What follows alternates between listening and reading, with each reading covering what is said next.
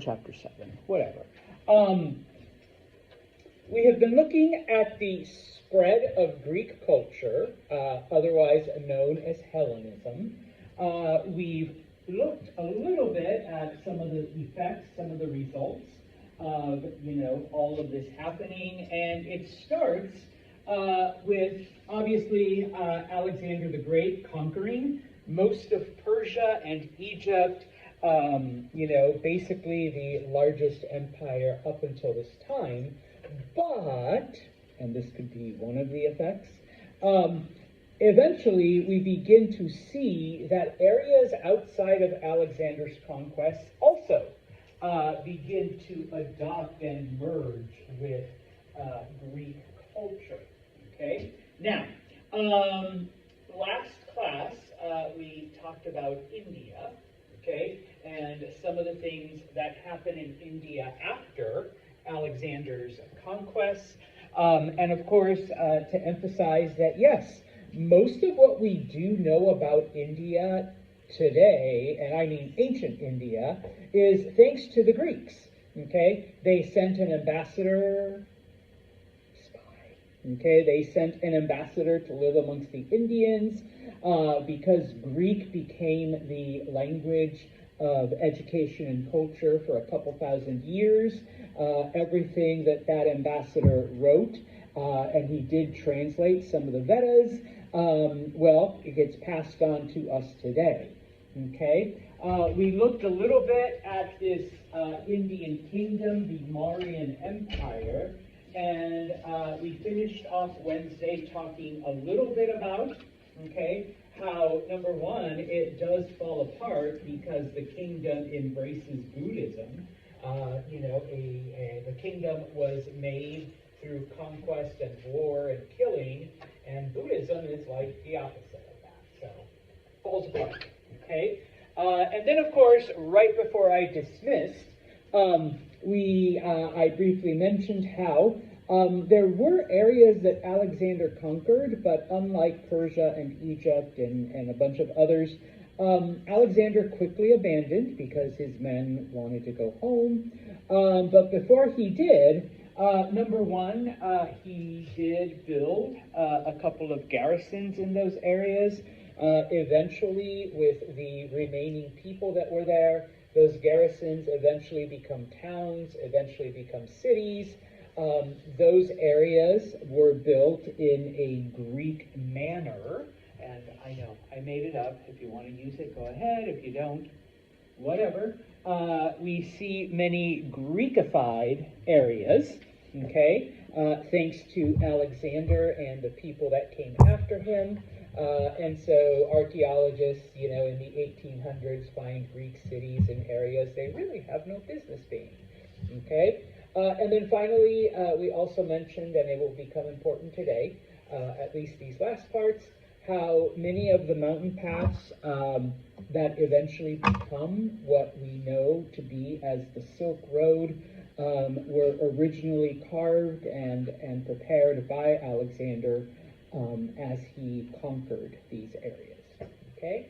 And so, we'll look at the first area that falls under this category, an area that Alexander went through, and then basically the whole area was abandoned.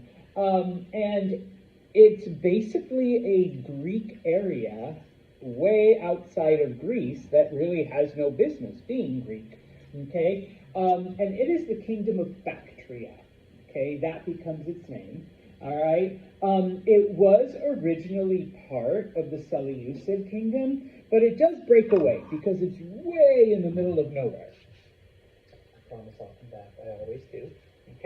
This blue area, is what becomes the Bactrian kingdom. And so, yeah, as you can see, the Persians, or the Greco-Persians, really have no way of keeping it under their control for very long. It encompasses what today would be Pakistan, northern India, and I'm sorry, I should have put it there, Afghanistan. So all those three areas, kind of where modern times would identify it.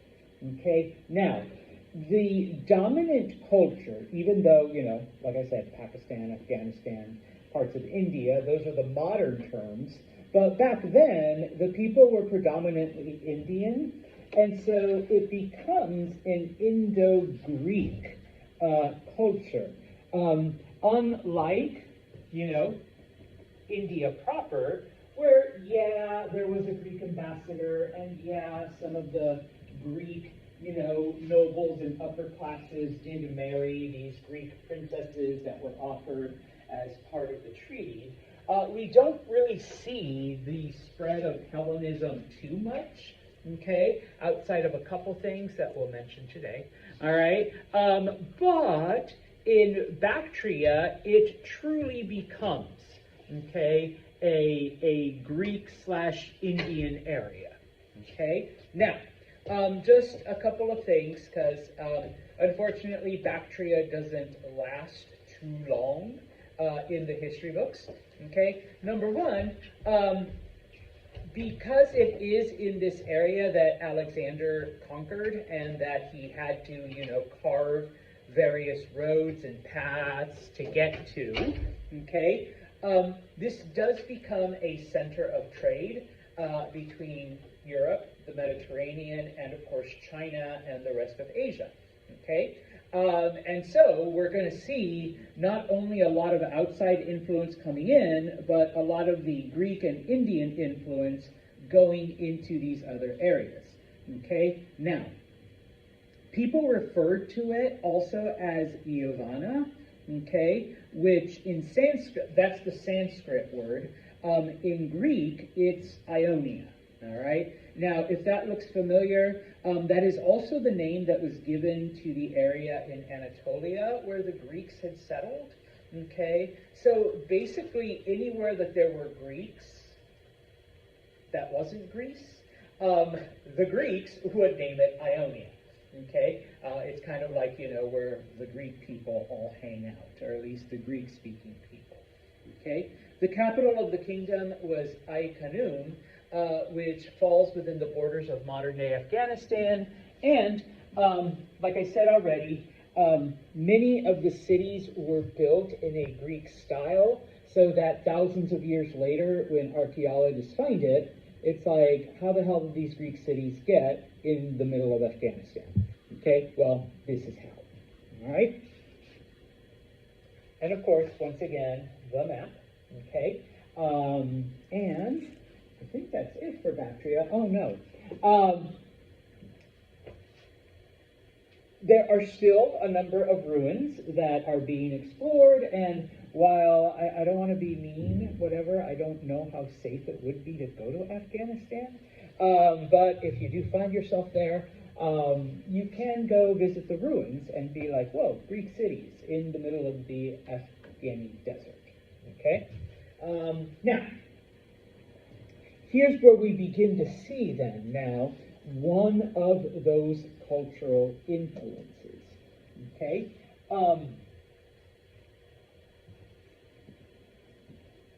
We have Buddhism coming from India, and remember, under Ashoka, India becomes a Buddhist kingdom, and, falls apart, but they still embrace Buddhism, okay? And now that we have the Greeks, and the Greek influence in Bactria, and eventually this spreads into other areas, we get the Greekification of Buddhism, okay? Buddhism slowly begins to absorb Greek ideas and Greek philosophy and certain Greek beliefs, okay? Now, yes, there were many trading routes. There were roads and via the ocean where you get, which is one of the reasons why it happens, where you get a lot of outsiders bringing these ideas and then also taking them out, all right? So this form of Buddhism becomes, all right, one of the more dominant ones and the one that actually spreads into Asia, okay? Now, after the Bactrians collapse, Okay, and we'll talk, well, we won't really mention too much about it because, kingdoms come and go. One of those Central Asian tribes that have been wandering the plains for thousands of years, back and forth, okay, they are known as the Kushans. The Kushans migrate into the area, okay? They settle in the area, and as has happened throughout the thousands of years of history, with the Amorites and the Aryans and the Hittites, okay, they absorb the local culture, okay? Some of the things that begin to happen is that under the Kushans, Buddhists start becoming okay with acquiring wealth. And, even though part of the philosophy is like, to not have too much of it, okay? But, okay, it's under these people, okay? And it's the Greek influence where we begin to see, and I mentioned it briefly in the last class, that these temples that originally were built to put, like, the proclamation that, we're peaceful, we're happy, don't kill cows, don't kill people, and of course the penalties that might happen. Now they're starting to put various relics, okay, items that, the Buddha touched.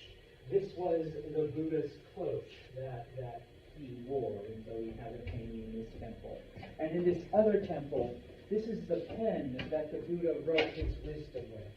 So you can go to the temple and see Buddha's pen, okay? And we're putting scriptures and quotes from the Buddha along the walls, and we're kind of sure that he came here and wrote them himself. All right? But that's what brings people to the temples, okay?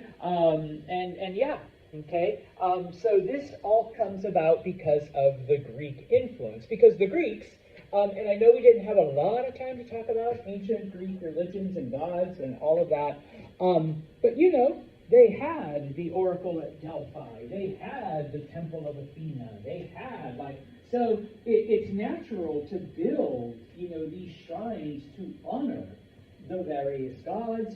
So now that we see Greek influence in Buddhism,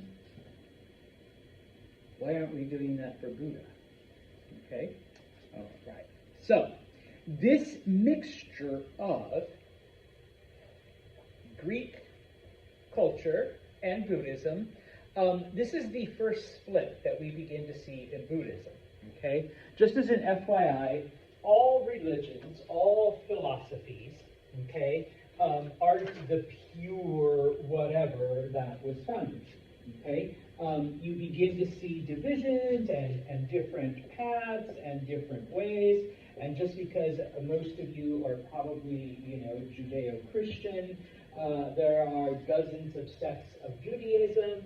There are, we all started off as Catholic, then you have Orthodox and Catholic, then you have Catholic and about a bajillion Protestant faiths and many faiths, okay?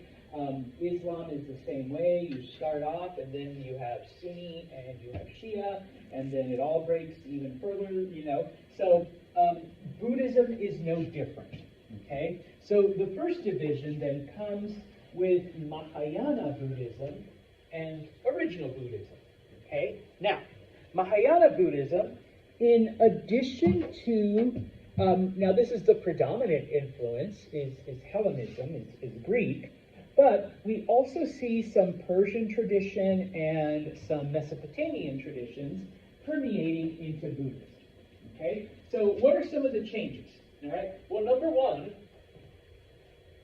original Buddhism, and Buddha himself said, I'm not a god, okay? Buddha isn't a god.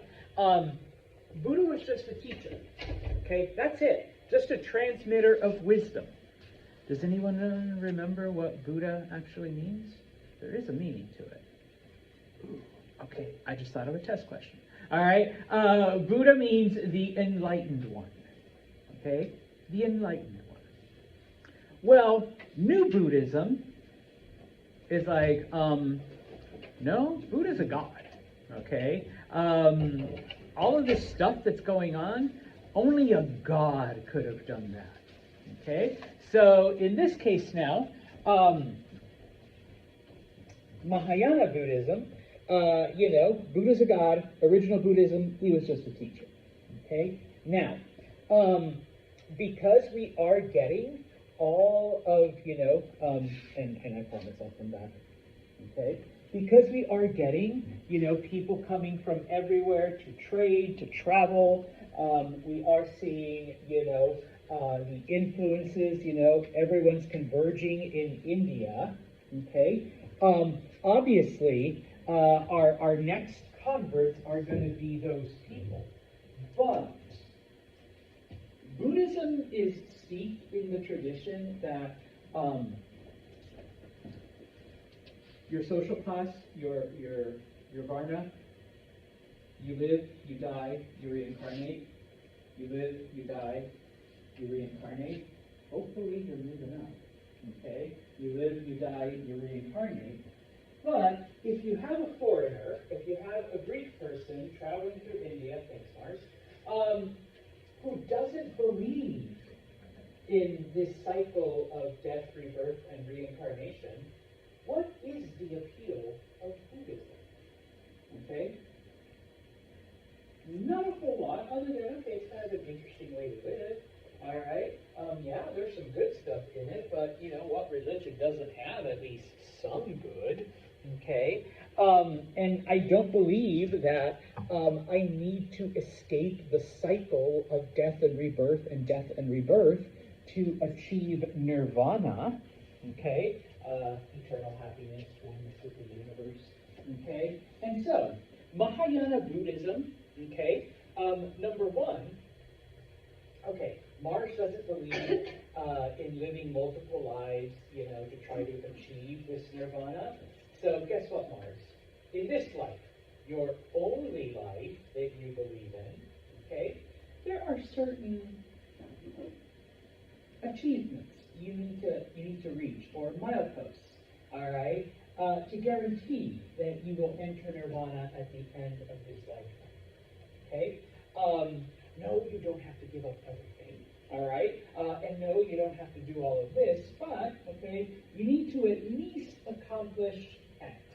All right? By age 30. No pressure on it. All right? And then by age 50, you need to accomplish Y. Okay? And by age 70, 0. Okay? And if you do that, when you die, and you're not going to reincarnate because you don't believe in that, okay, you will end up in nirvana. Okay? So, now, of course, for Madison here, who is Egyptian, okay, her beliefs are a little bit different. Okay? And so, whereas Mars is achieving X, Y, Z, Madison, by the time you're 25, you should achieve A.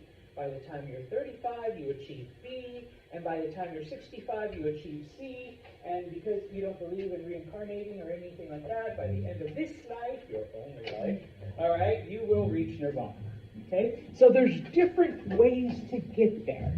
Okay? Now, of course, OG Buddhists, Seth and Ed, they're still living multiple lifetimes. They're still doing their thing. And yeah, this fits into your thing as well. Okay? But now we are attracting these foreigners, okay, that can now take Buddhism back to their homelands. All right? So, okay, we see that outside influence. Okay? We see art now being created, which we didn't see before.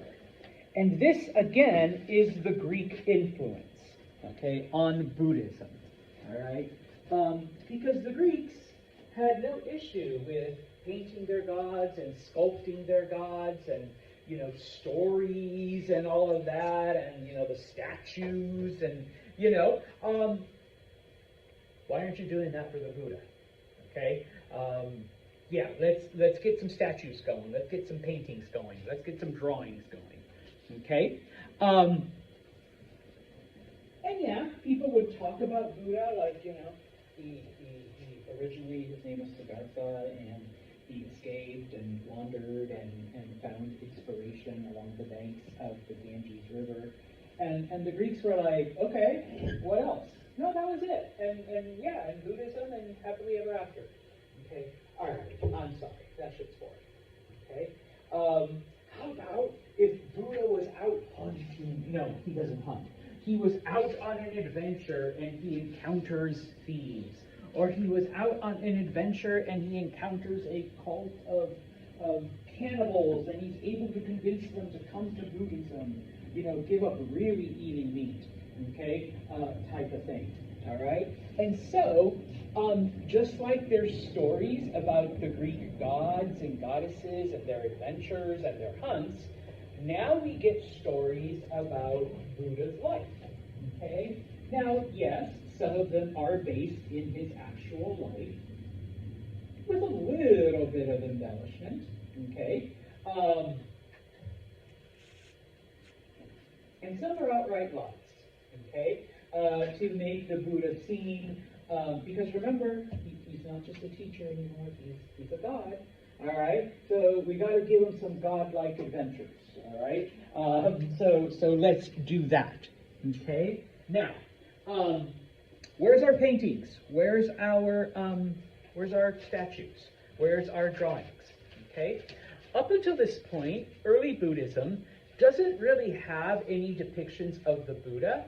And if they do, it's a symbolic thing, okay? Because you can find the spirit of Buddha everywhere, just like wisdom, okay? So, I wish the tree was prettier, but that's okay. That is the Buddha right there, okay? You can find his spirit in the trees. So, Ed, draw me a tree. And he draws a tree, and here is the Buddha, and this is who we go to for wisdom. All right? And the Greeks are like, yeah, no, that's stupid.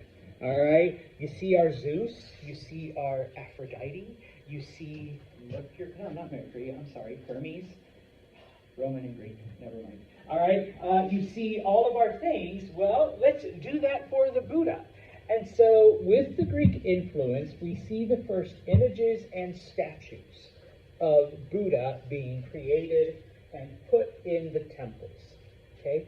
If you ever see something that looks like this, that's the Greekified version of a Buddha, okay?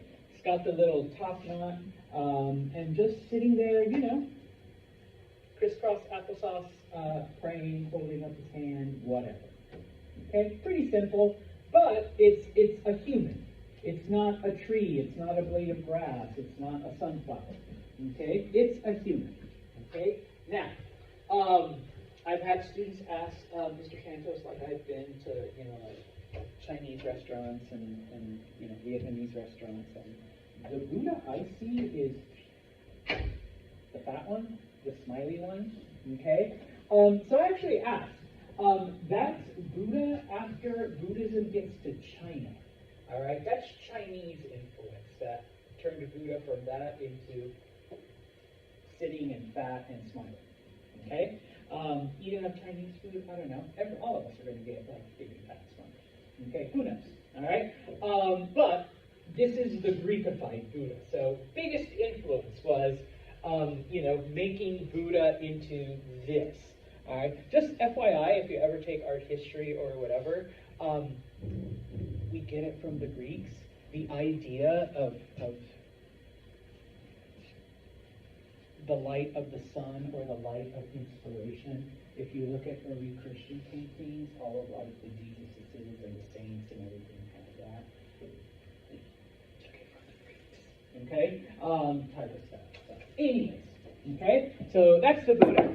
Okay. Now, oops, it went backwards. All right, so we'll finish off talking about the Silk Road, okay? Because remember, those mountain paths that Alexander dug and prepared so that his armies could conquer what eventually becomes Afghanistan and farther east, okay?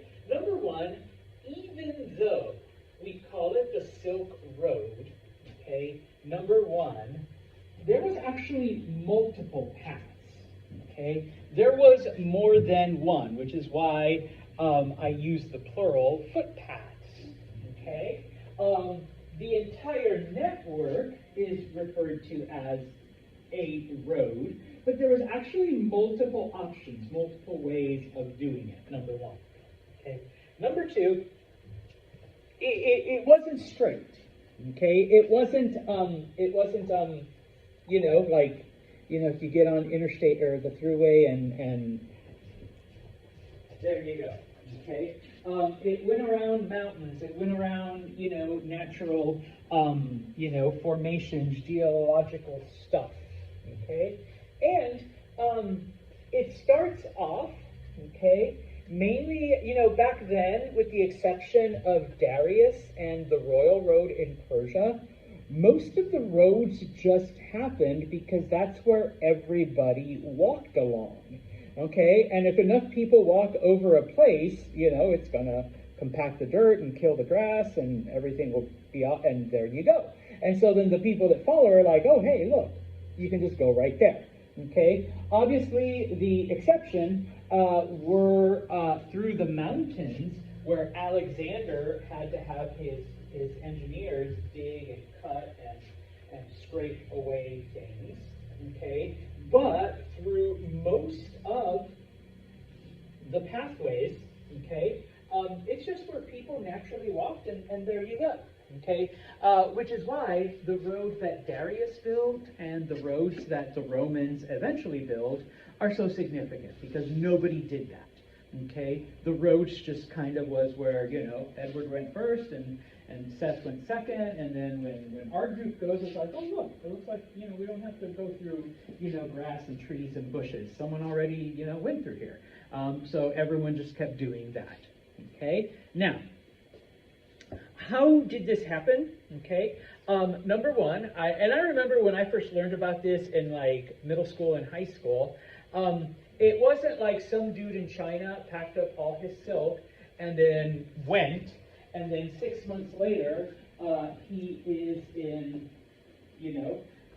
Greece, and he starts selling his silks to the Greeks.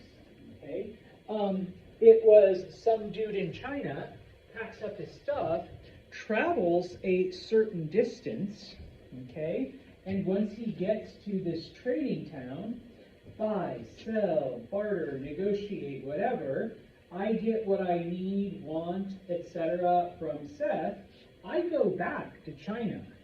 Seth continues, okay, and when he gets to the next town, area, market, all right, buy, sell, trade, negotiate, barter with Madison here. Seth gets what he needs, goes back to his village, his town. Madison continues on, okay? And that's how it went, okay, for the thousands of miles, okay? Now, originally, yes, silk was the main thing, okay? What was so important about silk? Use your outside voice, Nahira. Clothes, yes.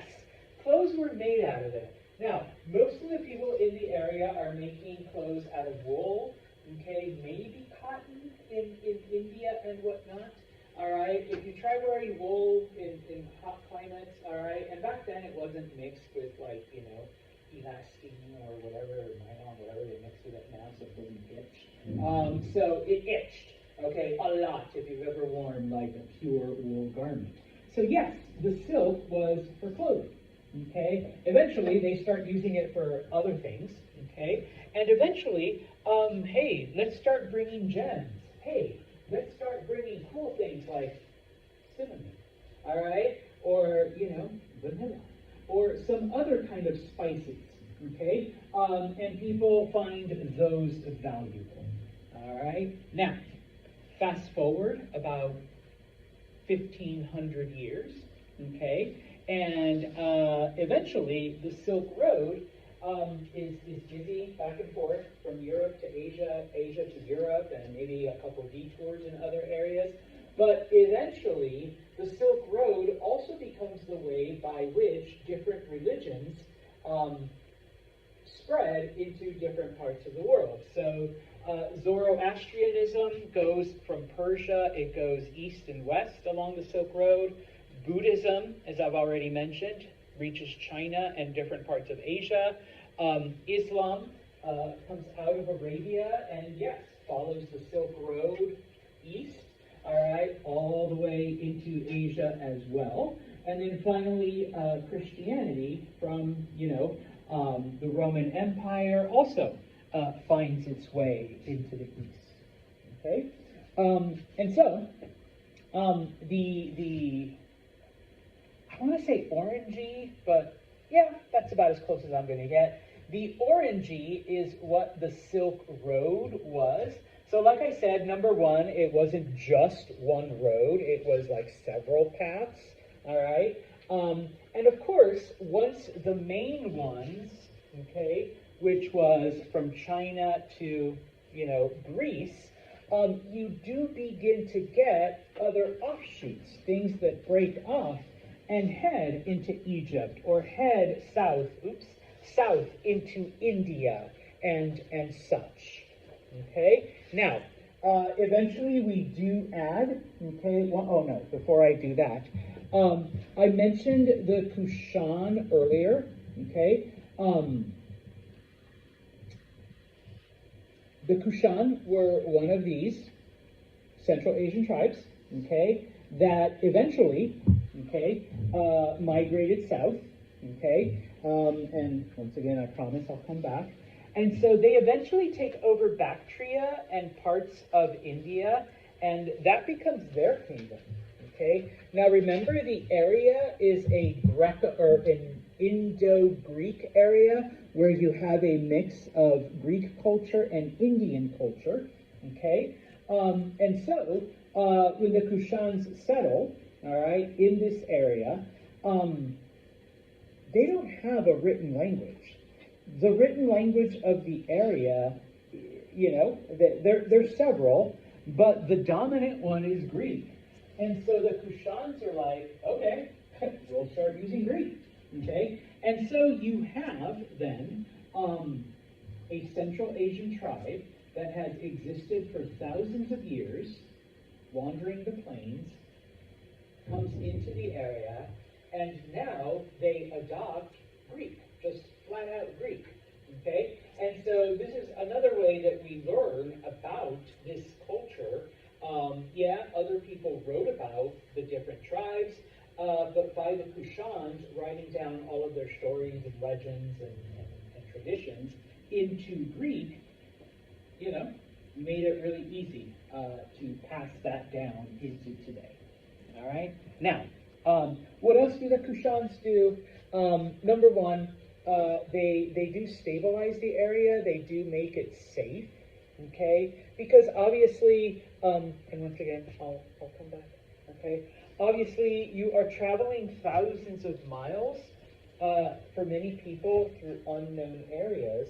And so you never know if where you're going to, you're going to make it, or, you're going to get attacked and you're going to end up dying or losing all your stuff. But through the Kushan kingdom, it was pretty stable, okay? Now, one of the reasons why, number one, the Kushans did charge for that protection, okay? You want us to keep the bandits and the thieves and everyone else away from you, well, you gotta pay, number one. Number two, the Kushans are probably the group that's most responsible for spreading Buddhism into like China and other areas, because when they enter the area, they do convert to Buddhism. They convert to the newer form of Buddhism, okay, Mahayana, all right, but they do convert to Buddhism, and they begin to give money, the money that they collect from people, to Buddhist monks and to, Buddhist religious leaders, okay, with the understanding that they're going to use those to build monasteries, that they're going to use that money to further the cause of Buddhism and spread it and, try to bring more people. Okay, eventually, okay, I'll get to that in a second. Eventually, what these Buddhist monks do is they build their monasteries along different parts of the Silk Road so that when travelers need a place to rest, they can rest at the monastery. Oh, and while you're here, Nahira, would you like to hear a message about Buddha? Well, too bad, because you're stuck here overnight. So, here's a message, okay? And so, yeah, they would gain, followers and converts that way, okay? Now, finally, all right, because the Silk Road was, for the most part, traveling into the unknown, there's no GPS, there's no Google Maps, there's no any of that. When you went somewhere, you truly had no idea where you were going. Okay, you just followed what the other persons were doing. Okay, and so on occasion, you would encounter what were known as caravan cities. These were the areas that was basically your last opportunity to stock up on things, or if you were weighted down with too much merchandise, you would sell off whatever excess you might have. Okay. This is where you made sure you had supplies and your animals were fed and you had enough water. If you needed defense, you had your weapons ready, okay? These were also the cities that once you got finished traveling through the wilderness, this was your first sign of civilization. You made it. Oh, fuck yeah. The food's there, the water's there, I can rest there, I can do whatever, okay? And yeah, if, once again, your animals were weighted down or you had too much merchandise or you needed to unload certain things, this is the first city where you could do that, okay? There were, let me back up. Because, once again, of Hellenism, okay, most of these, okay, embraced and, well, number one, they were built by either Alexander or people influenced by Alexander, but, okay, you do see a lot of Greek culture and whatnot, okay? Now, the two most important ones, one of them was the city of Petra, which was near the Sinai Peninsula. This is where you went right before you entered one of the most dangerous deserts on the planet, okay? You stocked up on supplies. You got everything you needed. You made sure you were ready, and off you go, okay? When travelers would come back, okay, this was a hub for spices, okay, because, they were able to obtain all kinds of spice, and you're thinking, really? Well, let me back up, because it came, and I'll talk about the ocean routes, it came via the ocean from India, okay? And so from here, okay, because here's the city of Petra, all right? From here, all right, you were able to wander up and down the Arabian Peninsula, okay, to obtain those things, okay? The city of Petra was filled with homes and people and whatnot because in addition to trade, I mean, you need teachers, you need doctors, you need like all of that other stuff to support a city, to support civilization. And yes, it was a center of Greek culture, Greek theater, Greek entertainment, and such, all right? The other main city was Palmyra, which was a bit farther north in what would today be modern-day Syria. And this was before you then launched into the heart of Persia, okay? While it was a Persian city, okay, Greek was the dominant language, once again. That's what everything was done in, okay? And this one had more of a Greek feel than Petra did, okay? This was the last place you could catch real Greek drama, All right, this was the last place if you worshipped Apollo or Zeus or Aphrodite. This is the last place where you can say a prayer to them or give an offering. Okay, because after this, you're not sure exactly where you're going to end up. All right, or if there's another Greek temple in the next city. Okay, and of course, on the way back, this is where you came and gave thanks to Zeus and Apollo and Hermes and, for guiding you through the desert. And, oh my God, I got to catch that latest play. And that's where you went and watched Greek theater and whatnot. Okay, in these caravan series. All right. Okay. Now, let's look at the other side. Okay. Once again, people wanted the silks for clothing. All right. They were considered valuable. They were considered expensive. They were considered, luxury. Okay. And so, yes, the Chinese became very, very, very wealthy because of it.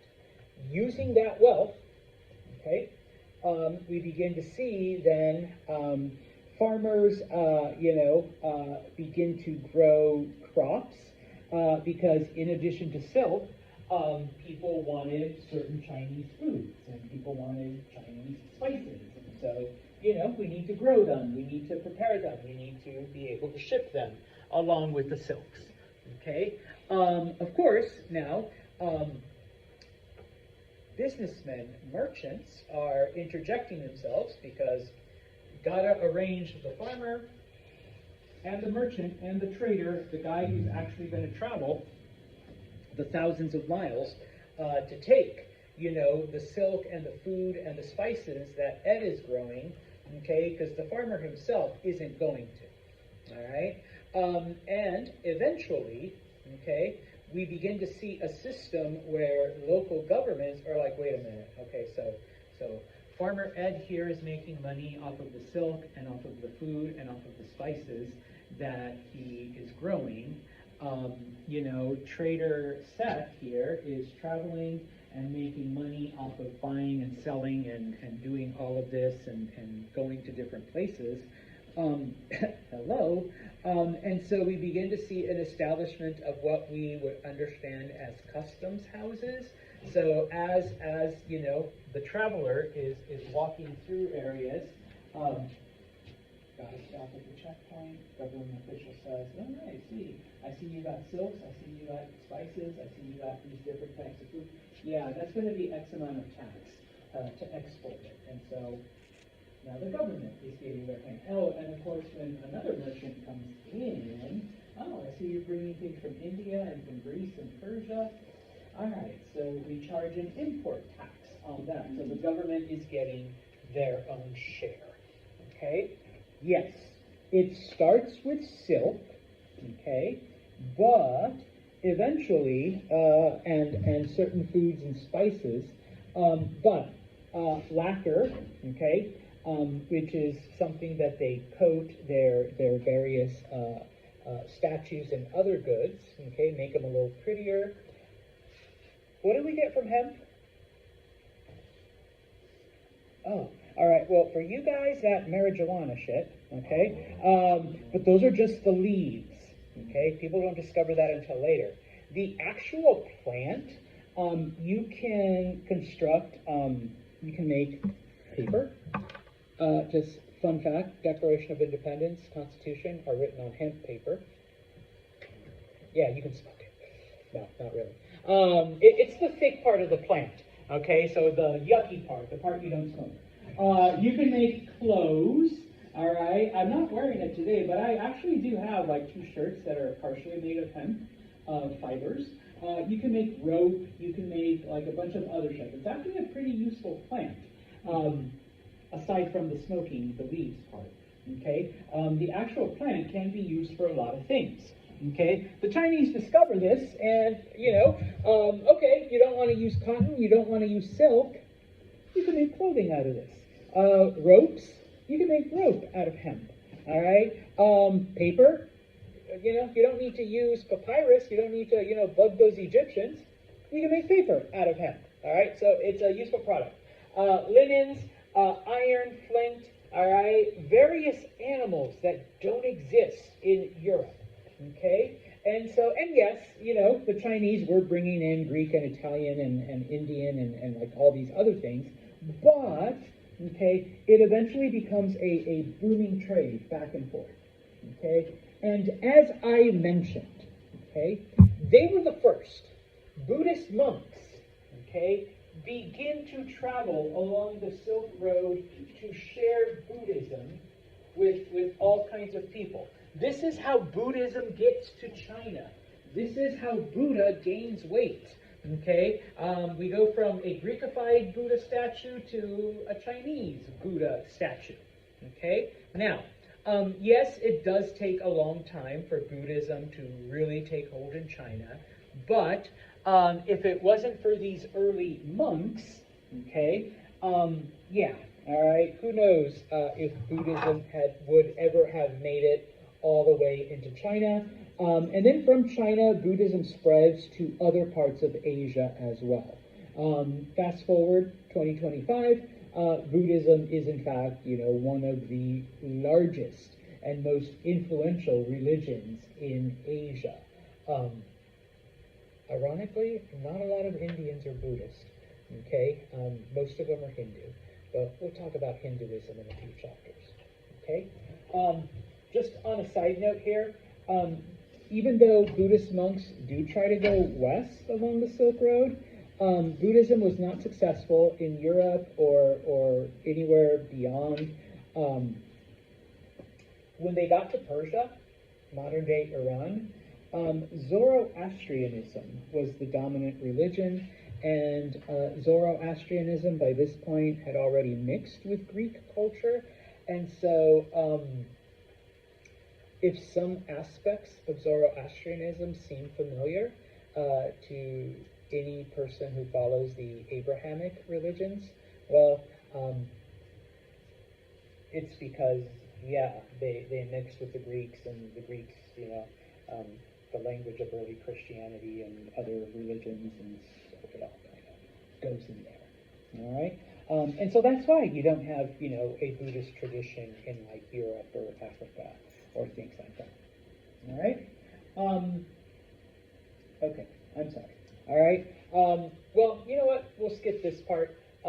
It just has to do with how ocean travel improved, and so many of the things now begin to move across the water as well. All right?